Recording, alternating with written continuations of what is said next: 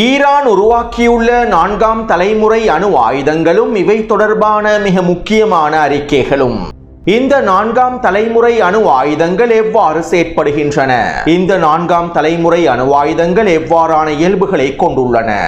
காசா தொடர்பாகவும் டொனால்ட் ட்ரம்பின் 2ஆம் கட்ட ஒப்பந்தம் தொடர்பாகவும் அமெரிக்க வெளியுறவுத்துறை அமைச்சர் மார்க்கோ ரூபியோ வெளியிட்டிருக்கக்கூடிய கருத்துக்களும், வடக்கு காசாவிலே இஸ்ரேலி ஆக்கிரமிப்பு மேற்கொண்டிருக்கக்கூடிய கொடூர தாக்குதல்களும், கொல்லப்பட்டுள்ள பலஸ்தீனிய குழந்தைகளும், யமன் ஹவுதிகளுக்கு எதிராக களமிறங்கி இருக்கக்கூடிய பிரான்சும், ஐக்கிய அரபு அமீரகத்திற்கு விஜயம் செய்ய போகும் பிரான்சினுடைய அதிபர் மேக்ரோனும், தூக்கிலிடப்பட்டிருக்கக்கூடிய மொசாட் உளவாளியும், ஈரானுக்கு எதிராக விதிக்கப்பட்டிருக்கக்கூடிய அடுத்த கட்ட பொருளாதார தடைகளும், இஸ்ரேலி ஆக்கிரமிப்புக்கு எதிராக வடகொரியாவினுடைய அதிபர் வெளியிட்டிருக்கக்கூடிய கருத்துக்களும், லெபனானுக்கும் இஸ்ரேலி ஆக்கிரமிப்புக்கும் இடையிலான 2ஆம் கட்ட நேரடி பேச்சுவார்த்தைகளின் முடிவுகளும், வெளியாக இருக்கக்கூடிய எப்ஸ்டீனின் கோப்புகளும், மறைக்கப்பட்டிருக்கக்கூடிய மிக முக்கியமான ரகசியங்களும், இதற்கு பின்னால் இருக்கக்கூடிய காரணங்களும்.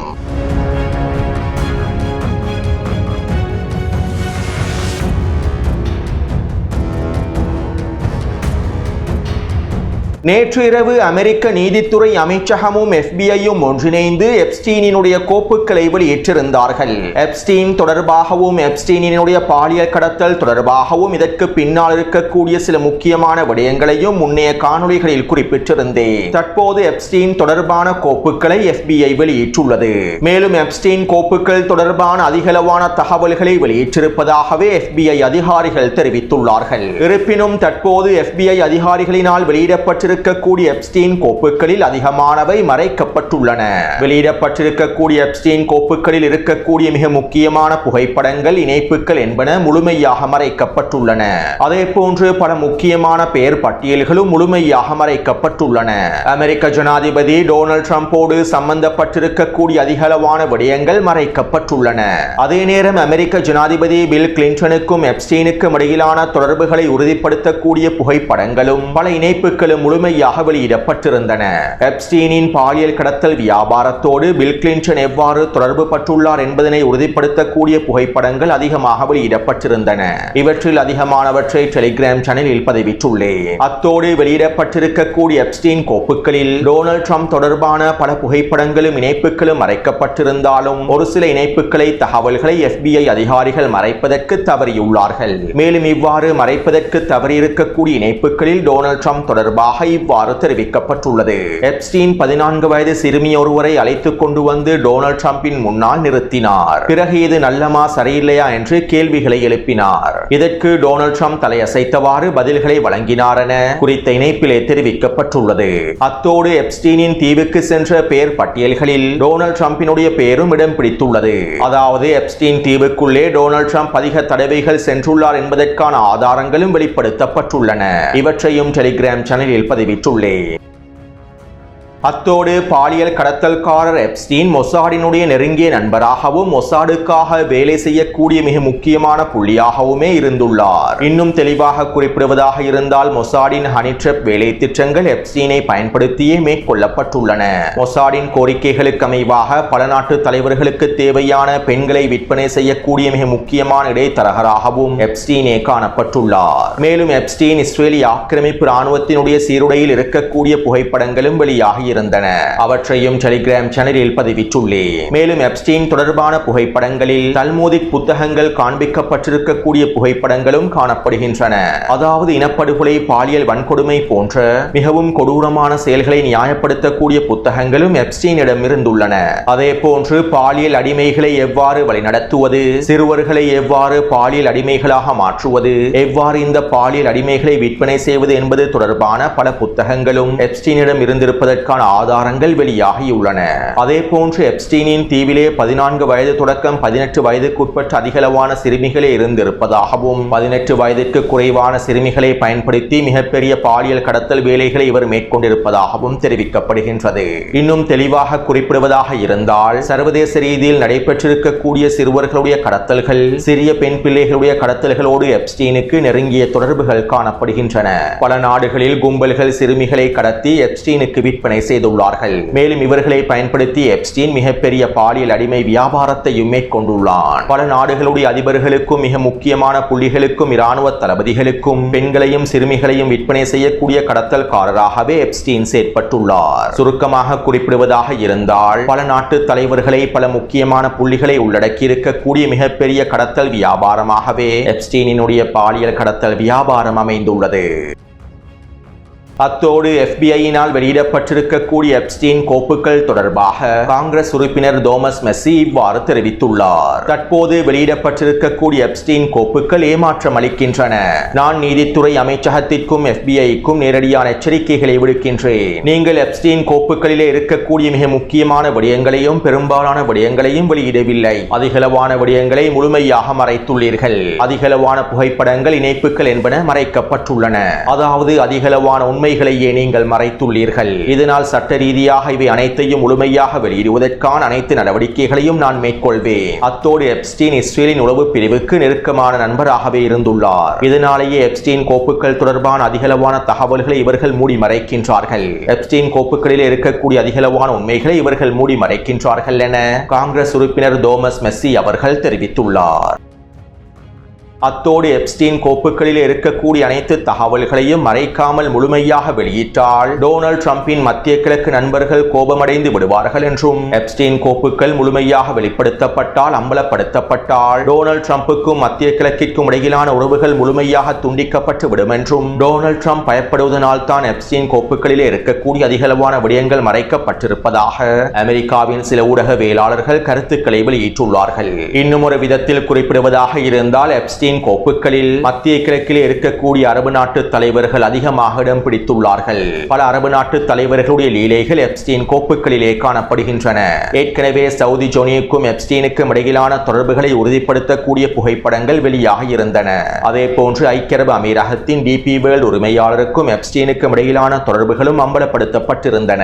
எப்ஸ்டீனின் பாலியல் வியாபாரங்களில் இவர்கள் சம்பந்தப்பட்டுள்ளார்கள். எனவே இப்படியான நிலைமையில் எப்ஸ்டீன் கோப்புகள் முழுமையாக அம்பலப்படுத்தப்பட்டால் மத்திய கிழக்கில் இருக்கக்கூடிய அரபு நாட்டு தலைவர்கள் முழுமையாக சிக்கிக் கொள்வார்கள். இவர்கள் சிக்கியுள்ள ஹனி ட்ராப் புகைப்படங்களும் காணொளிகளும் வெளிப்படுத்தப்பட்டுவிடும். எனவே இதனால் தான் எப்ஸ்டீன் கோப்புகளை முழுமையாக வெளியிடுவதற்கு டொனால்ட் ட்ரம்ப் பயப்படுவதாகவும் தெரிவிக்கப்படுகின்றது. எனவே பாலியல் கடத்தல்காரர் எப்ஸ்டீனோடு அரபு நாட்டு தலைவர்கள் வைத்துள்ள தொடர்புகளையும் இதன் மூலமாக உறுதிப்படுத்த முடியும். நேரடியாக குறிப்பிடுவதாக இருந்தால் அரபு நாட்டு தலைவர்களில் அதிகமானோர் எப்ஸ்டீனின் பாலியல் கடத்தல் லீலைகளோடு நேரடியாகவே தொடர்பு பட்டுள்ளார்கள். மேலும் இவை தொடர்பான காணொளிகளும் புகைப்படங்களும் எப்ஸ்டீன் மூலமாக மொசாடுக்கும் அனுப்பி வைக்கப்பட்டிருக்கும். மேலும் மொசாடின் ஹனி ட்ராப்பிலே அரபு நாட்டு தலைவர்கள் சிக்கியுள்ளார்கள் என்பதனையும் இதிலிருந்து எங்களுக்கு உறுதி செய்து கொள்ள முடியும். அடுத்து வெனிசுவேலாவினுடைய கடற்பரப்பை அமெரிக்கா முழுமையாக முற்றுகையிட்டுள்ளது. வெனிசுவேலாவினுடைய கடற்பிரதேசத்தினூடாக செல்லக்கூடிய எண்ணெய் கப்பல்களை முழுமையாக கைப்பற்றி வருகின்றது. இதனால் 3 நாட்களுக்கு முன்பு ஈரான் மற்றும் ரஷ்யாவினுடைய எண்ணெய் கப்பல்கள் வெனிசுவேலாவினுடைய கடல் பிரதேசத்திலிருந்து திரும்பி இருந்தன. இப்படியான நிலைமையில் வெனிசுவேலாவிலிருந்து சீனாவினுடைய மிக முக்கியமான மிகப்பெரிய எண்ணெய் கப்பல் ஒன்று 1.8 மில்லியன் பீப்பா எண்ணெய்களோடு வெனிசுவேலாவின் கடற்பரப்பை தாண்டி பாதுகாப்பாக வெளியேறியுள்ளது. வெனிசுவேலாவினுடைய கடற்படை பாதுகாப்பின் மூலமாகவும் வெனிசுவேலாவினுடைய கடற்படையின் பாதுகாப்புடனேயே குறித்த எண்ணெய் கப்பலானது வெனிசுவேலாவின் கடற்பிரதேசத்தினூடாக பயணித்துள்ளது. இதன்போது அமெரிக்க கடற்படையினர் குறித்த எண்ணெய் கப்பலை இலக்கு வைத்து தாக்குதல்களை மேற்கொள்ளவில்லை. சீனாவின் குறித்த எண்ணெய் கப்பலை கைப்பற்றுவதற்கும் அவர்கள் முன்வரவில்லை. எனவே குறித்த எண்ணெய் கப்பலானது சீனாவினுடைய எண்ணெய் கப்பல் என்பதன் காரணத்தினாலேயே அமெரிக்க கடற்படையானது குறித்த எண்ணெய் கப்பலை கைப்பற்றுவதற்கு முன்வரவில்லை. இதைத் தொடர்ந்து வெனிசுவேலா அரசாங்கமானது சீனாவினுடைய எண்ணெய் கப்பல்களை பயன்படுத்தி நாடுகளுக்கான எண்ணெய் விநியோகத்தை ஆரம்பித்துள்ளது. ரஷ்யா மற்றும் சீனாவின் வழிகாட்டுதலுக்கு அமைவாகவே வெனிசுவேலா இவ்வாறான வேலை திட்டங்களை மேற்கொண்டு வருவதாகவும் தெரிவிக்கப்படுகின்றது. அத்தோடு நேற்றைய தினம் நடைபெற்ற ஊடக சந்திப்பிலே டொனால்ட் ட்ரம்ப் இவ்வாறு தெரிவித்தார். அவர்களே எங்களுடைய எண்ணெய்கள் முழுவதையும் எடுத்துக் கொண்டுள்ளார்கள். வெனிசுவேலாவில் இருக்கக்கூடிய அனைத்து எண்ணெய் வளங்களும் அமெரிக்காவுக்கு சொந்தமானதாகும். ஆனால் வெனிசுவேலா சட்டவிரோதமாக எங்களுடைய எண்ணெய் வளங்களை கைப்பற்றிக் கொண்டுள்ளது. இதனால் நாங்கள் வெனிசுவேலாவில் இருக்கக்கூடிய எங்களுக்கு சொந்தமான எண்ணெய் வளங்களை முழுமையாக மீட்டெடுப்போம். இந்த எண்ணெய் வளங்கள் அனைத்தும் அமெரிக்காவுக்கு சொந்தமானதாகும். இவற்றை மீட்டெடுப்பதற்காக நாங்கள் அனைத்தையும் செய்வோம் என டொனால்ட் ட்ரம்ப் தெரிவித்துள்ளார். அதாவது வெனிசுவேலாவின் மூலமாகவே போதைப் பொருள் அமெரிக்காவுக்கு கொண்டு வரப்படுகின்றது. இதனாலேயே நாங்கள் வெனிசுவேலாவை இலக்கு வைக்கப் போகின்றோம் என்று கூறிய டொனால்ட் ட்ரம்ப் தற்போது வெனிசுவேலாவில் இருக்கக்கூடிய எண்ணெய் வளங்கள் அனைத்தும் அமெரிக்காவுக்கு சொந்தமான எண்ணெய் வளங்கள் என்றும் இவற்றை மீட்டெடுப்பதற்காகவே நாங்கள் தாக்குதல்களை மேற்கொள்ளப் போகின்றோம் என்றும் அறிவித்துள்ளார். உண்மையில் டொனால்ட் ட்ரம்பினுடைய இந்த நிலைப்பாட்டை நினைத்தால் வேடிக்கையாகவே இருக்கின்றது. அத்தோடு கடந்த 48 மணித்தியாலங்களுக்குள் வெனிசுவேலாவினுடைய கடல் பிரதேசத்திலே 3 தாக்குதல்கள் மேற்கொள்ளப்பட்டுள்ளன. சிறிய படகுகள் மற்றும் சிறிய கப்பல்களை இலக்கு வைத்து இந்த தாக்குதல்கள் மேற்கொள்ளப்பட்டுள்ளன. போதைப் பொருள் கடத்தல்காரர்களோடு சம்பந்தப்பட்டிருக்கக்கூடிய இந்த சிறிய கப்பல்களை இலக்கு வைத்து நாங்கள் தாக்குதல்களை மேற்கொண்டுள்ளோம் என அமெரிக்காவினுடைய போர் அமைச்சர் பீட் ஹெக்ஸட் தெரிவித்துள்ளார். அதே நேரம் குறித்த சிறிய படகுகளும் கப்பல்களும் வெனிசுவேலாவினுடைய மீனவ சமூகத்திற்கு சொந்தமானவை என்றும் வெனிசுவேலாவினுடைய ஊடகங்கள் உறுதிப்படுத்தியுள்ளன. அடுத்து நேற்றைய தினம் வடகொரிய அதிபர் முன்வைத்திருக்கக்கூடிய உரையில் இவ்வாறு தெரிவித்துள்ளார். பலஸ்தீனிய மண்ணிலே இஸ்ரேலிய பயங்கரவாதம் அமெரிக்காவின் உதவியோடு அனைத்து விதமான கொடூரங்களையும் மேற்கொண்டு வருகின்றது. நாங்கள் இஸ்ரேலிய ஆக்கிரமிப்பை அங்கீகரிக்கவே இல்லை. ஒரு பொழுதும் நாங்கள் இந்த பயங்கரவாதிகளை அங்கீகரிக்கப் போவதில்லை. இஸ்ரேலிய ஆக்கிரமிப்புடனான தூதரக உறவுகளை கூட நாங்கள் ஏற்படுத்தவில்லை. ஏனென்றால் அமெரிக்காவுக்கு பின்னால் இருக்கக்கூடிய இஸ்ரேலிய பயங்கரவாதத்தை நாங்கள் ஒரு பொழுதும் ஏற்றுக்கொள்ளப் போவதில்லை என வடகொரியாவினுடைய அதிபர் கிம் ஜாங் உன் அவர்கள் தெரிவித்துள்ளார்.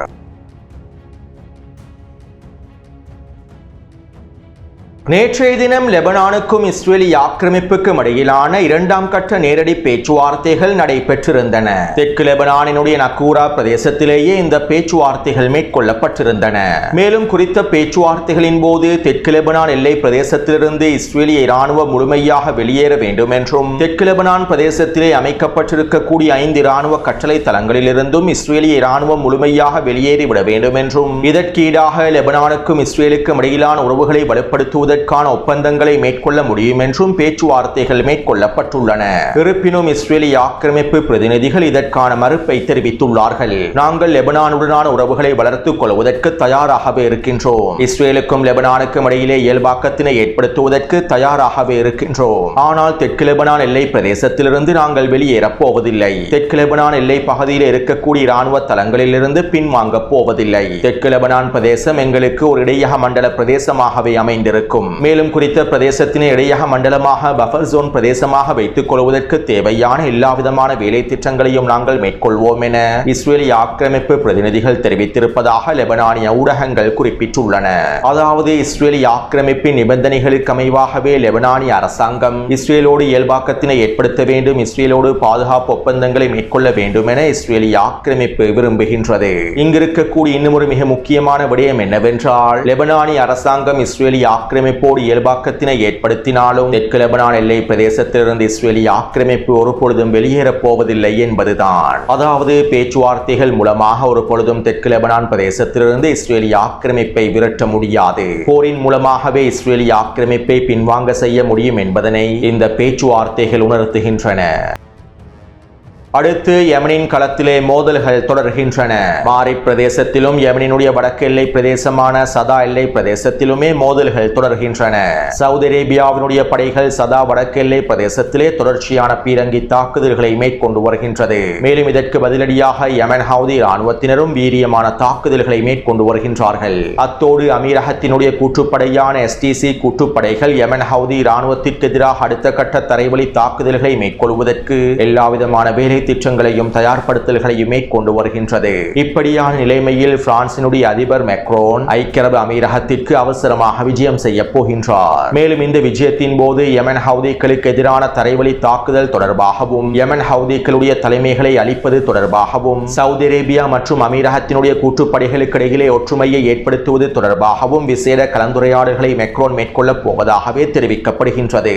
அதாவது சவுதி அரேபிய கூட்டுப்படைகளுக்கும் அமீரகத்தின் கூட்டுப்படைகளுக்கும் இடையிலே ஒற்றுமையை அதிகரித்து யமன் ஹவுதிகளுக்கு எதிராக முழுமையாக களமிறங்குவதற்கான வேலை திட்டங்களையே பிரான்சினுடைய அதிபர் மேக்ரோன் ஆரம்பித்துள்ளார். நேரடியாக குறிப்பிடுவதாக இருந்தால் யமன் ஹவுதிகளுக்கு எதிராக தற்போது பிரான்சும் களமிறங்கியுள்ளது. அடுத்து அமெரிக்க கருவூலத்துறையானது ஈரானுக்கு எதிரான அடுத்த கட்ட பொருளாதார தடைகளையும் விதித்துள்ளது. ஒவ்வொரு வாரமும் அமெரிக்க கருவூலத்துறை ஈரானுக்கு எதிரான பொருளாதார தடைகளை அதிகரித்துக் கொண்டே செல்கின்றது. இதற்கமைவாக இந்த வாரம் ஈரானினுடைய நிலக்கடற்படையிலே இருக்கக்கூடிய 29 கப்பல்களை இலக்கு வைத்தும் இந்த 29 எண்ணெய் கப்பல்களோடு சம்பந்தப்பட்டிருக்கக்கூடிய நிறுவனங்களை இலக்கு வைத்துமே உச்ச பொருளாதார தடைகள் விதிக்கப்பட்டுள்ளன. ஈரானினுடைய எண்ணெய் வர்த்தகத்திலே நிலக்கப்பல்கள் மிக முக்கியமான இடத்தை பிடித்துள்ளன. பொருளாதார நெருக்கடிகளுக்கு மத்தியில் எண்ணெய் வியாபாரத்தினை தொடருவதற்காகவே இந்த நிழல் கப்பல்களை ஈரான் பயன்படுத்துகின்றது. எனவே தற்போது ஈரான் பயன்படுத்தக்கூடிய இந்த நிழல் கப்பல்களையும் அவற்றினுடைய நிறுவனங்களையும் இலக்கு வைத்து அமெரிக்கா உச்ச பொருளாதார தடைகளை விதித்துள்ளது. அடுத்து ஈரானிய பாதுகாப்பு படையினர் மொசாட் உளவாளியான ஆக்கில் என்பவனை தூக்கிலிட்டுள்ளது. 12 நாள் போரிற்கு முன்பு குறித்த உளவாளி மொசாடுக்கு தேவையான பல உளவு தகவல்களை வழங்கியுள்ளார். ஈரானிய இராணுவ தளங்கள் மற்றும் முக்கியமான உள்கட்டமைப்புகள் தொடர்பான புகைப்படங்களையும் அனுப்பியுள்ளார். மேலும் இவனுக்கு பின்னால் இருக்கக்கூடிய பல உளவு வலையமைப்புகளையும் ஈரானிய பாதுகாப்பு படையினர் கண்டுபிடித்துள்ளார்கள். எனவே இதற்கமைவாக தற்போது குறித்த உளவாளியை தூக்கிலிடுவதற்கான அனுமதியை ஈரானிய நீதிமன்றம் வழங்கியுள்ளது. இந்த தீர்ப்புக்கமைவாகவே குறித்த உளவாளி தூக்கிலிடப்பட்டுள்ளார். அடுத்து எந்த ஒரு நாடும் இன்னும் உற்பத்தி செய்யாத 4வது தலைமுறை அணுவாயுதங்களை உற்பத்தி செய்வதில் ஈரான் வெற்றி கண்டிருப்பதாகவும் இந்த 4வது தலைமுறை அணுவாயுதங்களை உற்பத்தி செய்யக்கூடிய வேலை திட்டங்களில் ஈரான் பல முன்னேற்றங்களை அடைந்திருப்பதாகவும் பல முக்கியமான அறிக்கைகள் தற்போது வெளியாகியுள்ளன. எடியோ தஹர்னோ ஊடகத்தின் மூலமாகவே இந்த விசேட அறிக்கைகள் வெளிப்படுத்தப்பட்டுள்ளன. அதாவது 12 நாள் போருக்கு முன்பு ஈரான் 4வது தலைமுறை அணுவாயுதங்களை உற்பத்தி செய்வதற்கான எல்லாவிதமான வேலை திட்டங்களையும் வெற்றிகரமாக முடித்திருப்பதற்கான உளவு தகவல்கள் இஸ்ரேலிய உளவு பிரிவுக்கு கிடைக்கப்பெற்றுள்ளன. 4ஆம் தலைமுறை அணுவாயுதங்களை உற்பத்தி செய்வதில் ஈரான் கணிசமான முறையில் வெற்றியடைந்திருப்பதனை இஸ்ரேலிய அதிகாரிகள் உறுதிப்படுத்தியுள்ளார்கள். இதற்கான பல அதிர்வுகளையும் மாற்றங்களையும் ஈரானிலே இவர்கள் கண்காணித்துள்ளார்கள். அத்தோடு இந்த 4ஆம் தலைமுறை அணு ஆயுதங்கள் பொதுமக்களிடத்திலே அதிகளவான உயிரிழப்புகளை ஏற்படுத்தாது. ஆனால் இந்த 4ஆம் தலைமுறையினுடைய அணுவாயுதத்தினுடைய தாக்கம் நாங்கள் எதிர்பார்ப்பதை விட பல மடங்கினால் அதிகமானதாகும். அதாவது இந்த 4ஆம் தலைமுறை அணுவாயுதங்கள் ஒரு பிளவு தூண்டுதல் இல்லாமல், ஃபிஷன் ட்ரிகர் இல்லாமல், ஹைட்ரஜன் இணைவை பற்ற வைக்கும், ஹைட்ரஜன் ஃபியூஷனை பற்ற வைக்கும் தூய இணைவு ஆயுதங்களாகும். சாதாரண பிளவு ஆயுதங்கள் போல் அல்லாமல் குறைந்தபட்ச கதிர் இயக்கத்தையே இவை உருவாக்குகின்றன. ஆனால் இதனுடைய சிறு பகுதி அதிகளவான விளைவுகளை ஏற்படுத்தக்கூடியது. 4வது தலைமுறை அணுவாயுதத்தின் 1 டன் வெடிப்பொருள் 100 டன் TNT வெடிப்பொருட்களுக்கு சமனானதாகும். 4வது தலைமுறை அணுவாயுதத்தினுடைய 1 டன் வெடிமருந்துகள் மூலமாக 100 டன் TNT வெடிமருந்துகளினால் ஏற்படுத்தக்கூடிய பேரழிவை ஏற்படுத்த முடியும். மேலும் இந்த 4வது தலைமுறை அணுவாயுதங்கள் கதிர்வீச்சு குறைவாக இருப்பதனால் பொதுமக்களிடத்திலே அதிகளவான தாக்கத்தினை ஏற்படுத்தாது. கதிர்வீச்சு தாக்கத்தினால் ஏற்படக்கூடிய பாதிப்புகளை குறைத்துவிடும் என குறித்த ஆய்வறிக்கையில் தெரிவிக்கப்பட்டுள்ளது. எனவே தற்போது இந்த 4ஆம் தலைமுறை அணு ஆயுதங்களை தான் ஈரான் உற்பத்தி செய்துள்ளது என்கின்ற தகவல்கள் வெளியாகியுள்ளன. மேலும் இவை தொடர்பாக ஈரானிய ஆய்வாளர்கள் இவ்வாறு தெரிவித்துள்ளார்கள். ஈரான் 4வது தலைமுறை அணுவாயுதங்களை உற்பத்தி செய்து விற்றதா என்பது எங்களுக்கு தெரியாது. ஆனால் 4வது தலைமுறை அணுவாயுதங்களை உற்பத்தி செய்யக்கூடிய வேலை திட்டங்களில் ஈரான் மும்முரமாக ஈடுபட்டிருந்தது என்பது எங்களுக்கு நன்றாகவே தெரியும். மேலும் 4வது தலைமுறை அணுவாயுதங்களை உற்பத்தி செய்யக்கூடிய தொழில்நுட்பத்திலும் ஈரான் வெற்றிகரமாக முன்னேற்றம் கண்டுள்ளது என்பதும் எங்களுக்கு தெரியும் என ஈரானிய ஆய்வாளர்கள் கருத்துக்களை வெளியிட்டுள்ளார்கள். எனவே இந்த தகவல்களுக்கு அமைவாக ஈரான் 4வது தலைமுறை அணுவாயுதங்களை உற்பத்தி செய்திருப்பதற்கான வாய்ப்புகளே அதிகமாக இருக்கின்றன. மேலும் இது அதிகளவான கதிர்வீச்சை ஏற்படுத்தக்கூடிய அணுவாயுதங்களில் இருந்து வேறுபடுவதனால் ஈரான் இவற்றை உருவாக்கியிருப்பதற்கான வாய்ப்புகளும் அதிகமாகவே இருக்கின்றன. அடுத்து இஸ்ரேலிய ஆக்கிரமிப்பு காசாவிலே தொடர்ச்சியான கொடூரமான தாக்குதல்களை மேற்கொண்டு வருகின்றது. நேற்றிரவு வடக்கு காசாவின் டூஃபா கிழக்கு பிரதேசத்திலே பாடசாலை ஒன்றை இலக்கு வைத்து இஸ்ரேலிய ஆக்கிரமிப்பு பீரங்கி தாக்குதல்களை மேற்கொண்டிருந்தது. மஞ்சள் எல்லை கருகாமையில் இருக்கக்கூடிய குறித்த பாடசாலை இலக்கு வைத்து இந்த தாக்குதல்கள் மேற்கொள்ளப்பட்டுள்ளன. இந்த தாக்குதலிலே 10க்கும் அதிகமான குழந்தைகள் கொல்லப்பட்டுள்ளார்கள். அதே போன்று இந்த தாக்குதல்களை தொடர்ந்து வடக்கு காசாவிலே 5க்கும் அதிகமான வான்வழி தாக்குதல்களையும் மேற்கொண்டுள்ளது. அத்தோடு இங்கிருக்க கவலையான விடயம் என்னவென்றால் காசாவிலே தற்போது இஸ்ரேலிய ஆக்கிரமிப்பு மேற்கொண்டு வரக்கூடிய இந்த கொடூரங்கள் சர்வதேச ஊடகங்களினால் வெளிப்படுத்தப்படுவதில்லை. யுத்த நிறுத்தம் என்கின்ற பெயரில் தற்போது காசாவிலே நடைபெற்று வரக்கூடிய அனைத்து கொடூரங்களையும் அனைவரும் ஒன்றிணைந்து மூடி மறைத்து விட்டார்கள். அடுத்து காசா தொடர்பாக அமெரிக்காவினுடைய வெளியுறவுத்துறை அமைச்சர் மார்க்கோ ரூபியோ இவ்வாறு தெரிவித்துள்ளார். காசாவிலே மீண்டும் போர் ஆரம்பிக்கப்படுமாக இருந்தால், காசாவிலே மோதல்கள் தொடருமாக இருந்தால், எதிர்காலத்திலே மீண்டும் காசா இஸ்ரேலுக்கு எதிராக தாக்குதல்களை மேற்கொள்ளுமாக இருந்தால் யாருமே காசாவில் முதலீடு செய்வதற்கு விரும்ப மாட்டார்கள். காசா ஒரு அச்சுறுத்தலான பிரதேசம் அல்ல என்று உறுதி செய்யப்பட்டால் மாத்திரமே காசாவை புனரமைப்பதற்கு எல்லோரும் முதலீடு செய்வார்கள். இதனால் தான் காசாவை புனரமைப்பதற்கு ஹமாஸை நிராயுத பாணியாக்குதல் மிக முக்கியமானது என்பதனை நாங்கள் குறிப்பிடுகின்றோம். காசாவிலே ஹமாஸை நிராயுத பாணியாக்காமல், காசாவிலே ஹமாஸினுடைய மற்றும் ஏனைய குழுக்களுடைய ஆயுதங்களை முழுமையாக கைப்பற்றாமல் காசாவிலே புனரமைப்பு வேலை திட்டங்களை மேற்கொள்ளவே முடியாது. மேலும் டொனால்ட் ட்ரம்பினுடைய 2ஆம் கட்ட திட்டம் இதனைத்தான் உறுதிப்படுத்துகின்றது. மேலும் இந்த 2ஆம் கட்ட திட்டமானது கடினமானது என்று எங்களுக்கு தெரியும். இருப்பினும் நாங்கள் இவற்றை வெற்றிகரமாக முடிப்போம். காசாவிலே ஹமாஸை நிராயுத பாணியாக்குவோம் என அமெரிக்க வெளியுறவுத்துறை அமைச்சர் மார்க்கோ ரூபியோ தெரிவித்துள்ளார். எனவே இந்த காணொளி தொடர்பான கருத்துக்களை பதிவிடுங்கள். தொடர்ந்தும் என்னுடன் இணைந்திருங்கள். நன்றி, வணக்கம்.